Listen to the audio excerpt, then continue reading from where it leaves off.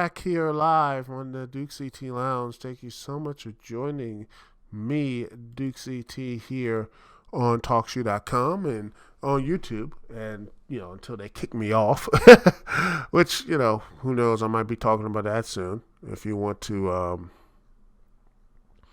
get into that, probably for next week, we'll talk a little bit about that. I think that, that's going to be an interesting, interesting topic. But yet here we are. I want to talk about WE. There have been a lot of stuff, and it just broke today about what happened to Jordan Miles, all this stuff about ACH, which I honestly, that deserves another talking point. I will talk about that probably next week. So,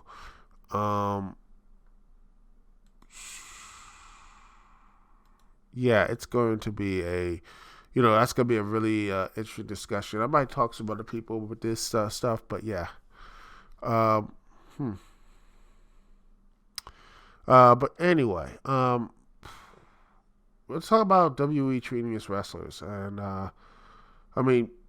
just recently, Cara, posted, let's see, it puts this in the video podcast. Said this on Twitter.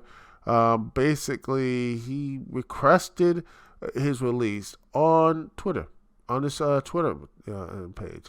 And there it is. And now it's I'll post this right here, and it's the Pro Wrestling. She has the see if I can find the Twitter, which, let's see.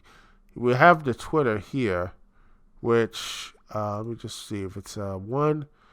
And, here's the English version. And here it is. It says, last night, after prayer and much consideration, I made one of the hardest decisions I've ever had to make in my professional wrestling career. I have asked for my release from WWE. Ever since I was a little boy, all I wanted to do is wrestle. In all of my life, I have made decisions and sacrifices to put myself in a position to accomplish that dream. I've traveled the world, gotten to know some amazing people, and wrestle for the incredible fans of the WWE Universe. I'm so thankful for the opportunity that I was given. However, I've come to the realization I am stuck in a place where I have no value as an athlete, performer, or entertainer. I've worked hard for many years to polish my craft, have been a supportive team player, and have waited patiently for the opportunity to show the world everything I could do. Unfortunately, after all these years, that opportunity never came, nor do I feel it will ever come as long as I remain where I am at. The best years of my professional wrestling career are ahead of me, and I believe the best is yet to come. This is not the end. This is the beginning of a next chapter, and I'm excited for what the future holds. He quotes Isaiah, I think it says Isaiah 43:18, 19. Let me just get that quote. Here it is from the New James Bible. It's from the New James version, New International Version. It says, quote, forget the former things. Do not dwell on the past. See, I am doing a new thing. Now it springs up. Do you not perceive it?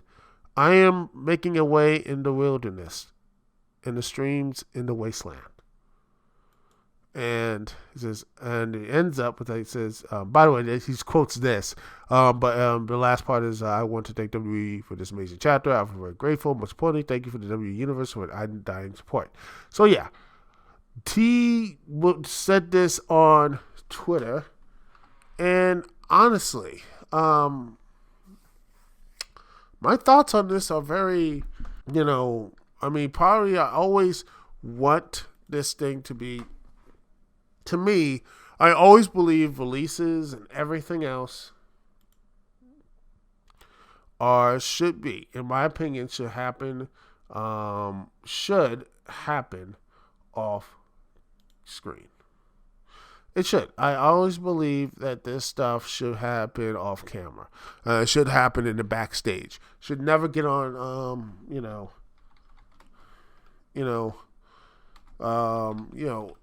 that type of stuff. I don't believe. I don't. I never want to believe that to put this stuff out there. But if he feels that there was no way other to have this stuff here, you know, you know, I just I look at this and I'm like, why do WWE wrestlers have to go on Twitter and go on these social media to get this stuff out there? Why are you putting your stuff? It's to me, um, they just seem to put one ear and out the other, saying, yeah, maybe just maybe not, pigeonhole your talent. Why are you pigeonholing your talent to the point that they're not having any? They feel like they're not really doing anything. Wins and losses don't matter. Title runs don't matter. Hell, great matches don't matter because they're just not featured enough. They're not talked about enough. It's meaningless. I don't. And people are like, oh, what about this stuff from? I'm like, I don't care. Because like in a week or two after this whole Survivor Series thing, it's going to be right back to the status quo where nothing matters. We have BS matches that go along with wrestlers just doing 50-50 booking. You have again storylines that are just not going to make everyone happy. You're just going to be like, it's just I'm just tired. I'm tired of what the WWE is just doing and putting on its. Oh, we're just gonna do all this stuff. I'm like, no, I'm done.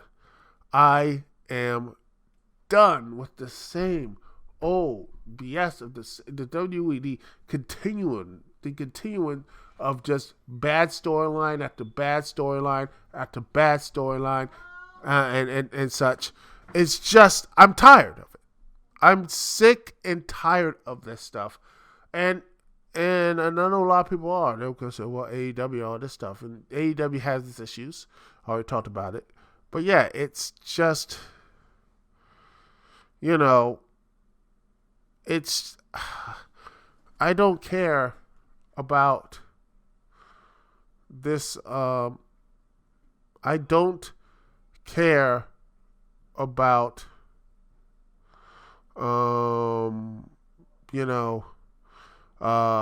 just how WWE cares about the wrestlers, and they need if people want to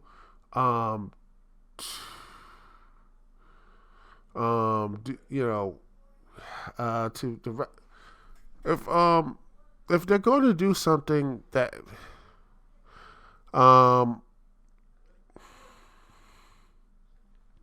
the WWE wants to really start caring for wrestlers. They they should. I mean, they should start caring and actually start listening and actually start putting up, interesting, continuing interesting storylines, and not put them in, something just put them on the back burner and you're surprised that, oh, wait, they're not over because you've been giving them crap all these years. And again, I don't like the way I personally always have this kind of just weird thing with I had this weird thing with wrestlers and anyone else going to anyone going on social media and such, because that always seems to end badly. It always usually does end badly.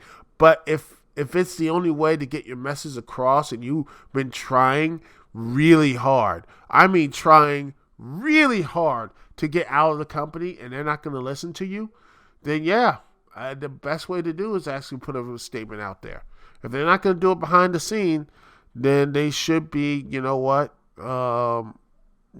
it's behind the scenes, and all these other situations behind, they're not going to listen to you behind closed doors, then yes, you should be, they should get, okay, you know what, they should get their statement out there at the end of the day. But at the end of the day, maybe this is something WWE needs to look and say, this is one of our main stars that, Triple H, like, I just one of the things he brought in, his first main guy. Well, not the real first Sin Cara, because Sin Cara, left. The first one left, and they had I believe Hunico put in a mask and such. Who was Sin Cara? As Booker T was, Sin Cara Negro. Oh gosh, it was. Oh gosh. Yeah, that's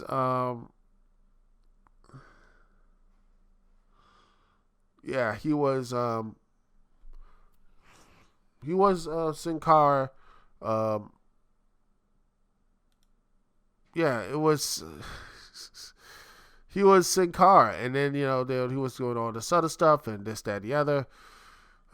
It's a shame. It was just yeah, Caristo, who was Triple H's main guy, he was. He was this big guy. They're going to say, hey, he's going to be great. I saw him when he was at WrestleMania, I think, 27. He was going to be this big new face for the WWE. They brought him in, and it did not work at all. It did not work at all for him. Nah, it didn't work well for him, and he left. And then,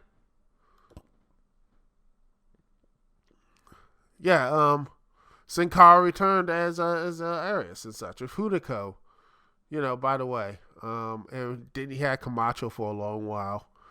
Then he just had the Lucha Dragons, who won the NXT tag belts, and Kalisto, who honestly had much more success with him, who was a former United States champion and former, I think he's the former Cruiserweight champion as well. So, yeah, he has the NXT champion, he's Cruiserweight champion, United States champion, and that's he pretty much with Kalisto just moved him beyond the dust. So yeah, and again, hopefully this if he can find a much more happy place, not just AEW, which everyone has been relying on mass.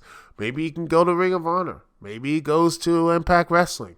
Maybe he goes to I don't know, New Japan or something. Shake things up. AAA Mexico. Who knows? All I know is I hope he actually is happy. And hopefully in his decision. And with that, let's switch up topics. Just going to keep the pro wrestling thing. We're going to keep this train rolling.